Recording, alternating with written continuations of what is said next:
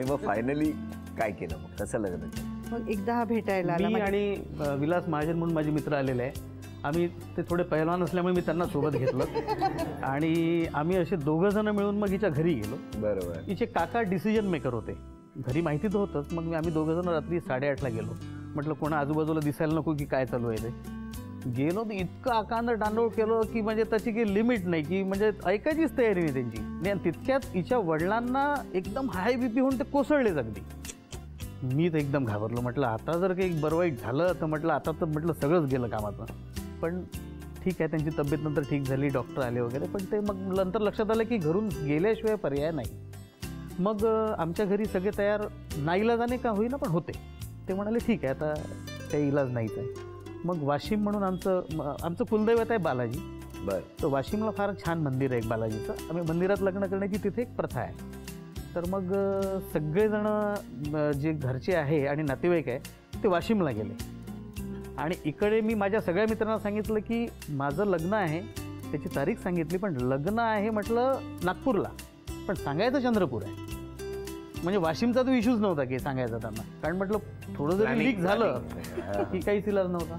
पण तुमची तयारी होती. माझी तयारी होती. तुमची तयारी होती की लग्न करणार तर यांच्याच बरोबर. अगदी सुरुवातीपासूनच. किती वर्ष झाली आता? 24 वर्ष झाली लग्नाला. मग घरातून तुम्ही निघाल्या कशा हो या सगळ्या वातावरणात?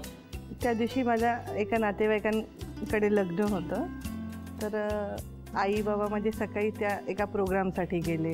भाऊ झोपलेला होता आणि मग मी सकाळीच निघून गेली. आणि मग घरी कधी कळलं लग्न केल्यावर? 3-4 तासांनी त्यांना लक्षात आलं की ही नाही आहे घरी म्हणून. बरंच त्यांनी प्रयत्न केला. माझी इच्छा नव्हती पण काही इलाज पण नव्हता. क्षणच असा असतो की त्यावेळेला दोघांनी ठरवलं होतं, दोघंही एकमेकांच्या बाबतीत कन्व्हिन्स होते, दोघांचा एकमेकांवरती विश्वास होता, दोघांनीही घरच्यांना समजावण्याचा आटोकाट प्रयत्न केला होता. आता सगळं व्यवस्थित आहे. अगदी 2 दिवसांनी सगळं व्यवस्थित झालं. मग बरंच झालं ना. हो अगदी. खूप गप्पा मारूया, पण आता पहिला खेळ कुठला ते बघूया. घ्या एक चिठ्ठी, बघूया खेळ कुठला आहे. पंक्चर असलेल्या सायकलवरून दोघांनी फिरायला जाणे असा नाहीये. चेंडू 3 टप्प्यामध्ये गोळा करणे. तिथून तो टेबल टेनिसचा चेंडू टाकायचा. इथे पडला पाहिजे एक टप्पा आणि जाऊन यापैकी कुठल्याही टप्प्यावर पडला तरी चालेल. 3 चेंडू गोळा झाले की 1000 रुपयाचं बक्षीस मिळणार आणि त्यानंतर प्रत्येक चेंडूला 200 रुपयाचं बक्षीस. बघूया काय होणार. 1 2 3 1000 रुपयाचं बक्षीस मिळालेलं आहे. आता प्रत्येक टप्प्याला 200 रुपये.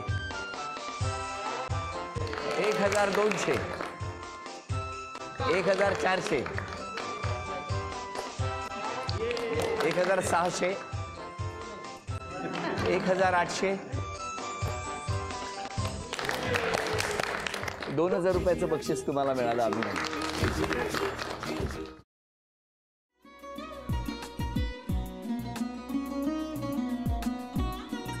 लावू का? असाच लावू ना.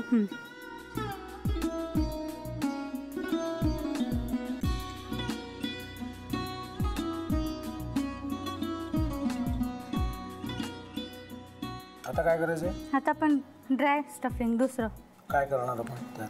आपण ह्याच्यात मेयोनीज न टाकता बाकीचे सगळे साहित्य टाकायचे. अच्छा, हे सगळं.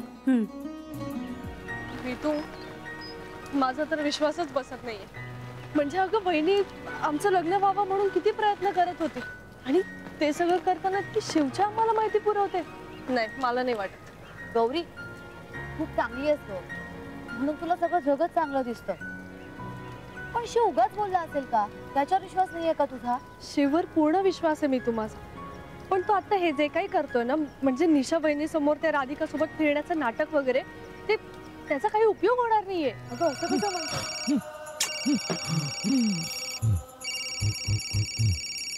अगं नीलिमा, जतीन भाईंचा कॉल आहे. हो माहितीये. रिसीव कर ना. अगं बघ, कट झाला. आता तू रिसीव केला नाहीस म्हणून ते मला करतील. अब पुन्हा आला बघ.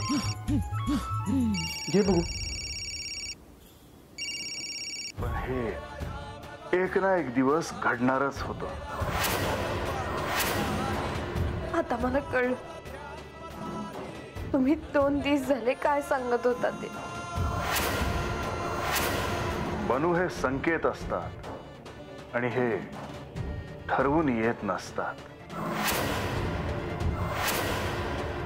मी बाहेर तुमची वाट बघते.